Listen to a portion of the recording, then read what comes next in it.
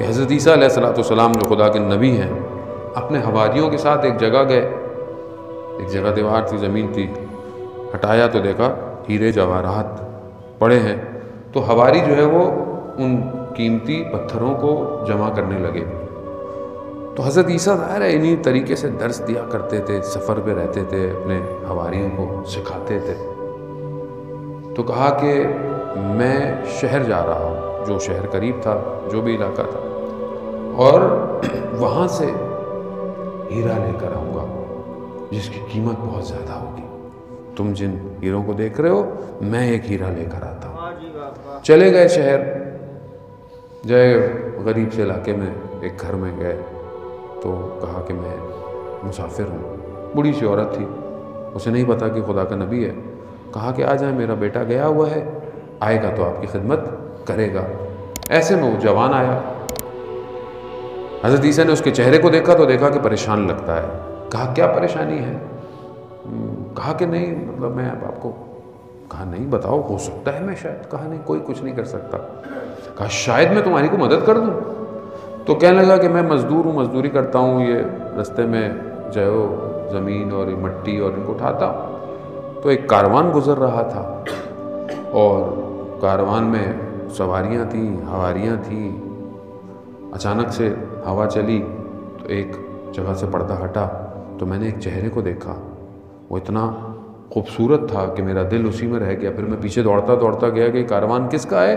تو وہ یہاں کے بادشاہ کا ہے، جو سلطان ہے اس کا کاروان ہے اور وہ اس کی بیٹی ہے۔ اب میں تو مزدور آدمی، فقیر آدمی، میں کہاں؟ تو اس کرب میں میری یہ حالت ہے۔ تو حضرت عیسیٰ نے کہا کہ تم مسئلہ نہیں ہے، تم اپنی والدہ سے کہو کہ جاؤ رشتہ مانگنے جائیں۔ کہا ہم کیسے رشتہ مانگنے جائیں گے، کیسے؟ کہا کہ میں بتاتا ہوں۔ جنگل میں لے گئے دشت پہ، کہا پتھر جمع کرو، پتھر جمع کیے، معجزے اذن الہی سے پتھروں کو قیمتی ہیرے جواہرات میں بدل دیا۔ کہا یہ لے کے جاؤ، بادشاہ کو تحفہ دو، پھر اپنی بات کرنا۔ جب وہ لے کے گئے، بادشاہ نے جب اتنے قیمتی ہیرے دیکھے تو کہا کہ کیوں آئے ہیں؟ کہا یہ ہے۔ کہا میں ایک شرط پہ قبول کروں گا، اس جیسے اور لے کر آؤ۔ تو وہ لے کے گئے، انہوں نے کہا بھائی وہ تو اور مانگ رہے ہیں۔ کہا مسئلہ ہی نہیں ہے، انبیاء کے لیے کیا مسئلے تھے۔ پھر دے دیے، ہیرے بنا کے دے دیے تو انہوں نے مان لیا، شادی ہو گئی۔ جیسی ہوئی تو بادشاہ نے دیکھا کہ لڑکا اچھا ہے تو اپنا تخت و تاج اس کو دے دیا کہ اب تم چلاؤ۔ اب جب آیا تو اس نے حضرت عیسیٰ کو تو اسے تو نہیں پتا تھا کون ہے، تو کہا کہ حضرت عیسیٰ نے کہا کہ میں جا رہا ہوں۔ تو کہا کہاں جا رہے ہیں؟ ابھی تو آسائش کے دن آئے ہیں، ابھی تو دن آئے ہیں۔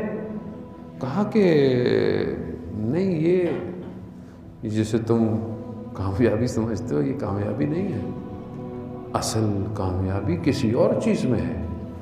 تو کہا کہ وہ کس میں ہے؟ کہا وہ خدا کے راستے میں ہے، خدا کے قرب میں ہے۔ تو کہا کہ اگر وہ کامیابی ہے تو اب دیکھتے ہیں کہ ایک خود شخص جب اتنا کچھ کر سکتا ہے اور چھوڑ کے کسی اور کے پیچھے جا رہا ہے تو وہ بھی با معرفت تھا، اس نے بھی تخت و تاج چھوڑا۔ کہا کہ پھر مجھے بھی اسی کامیابی میں لے کے چلے۔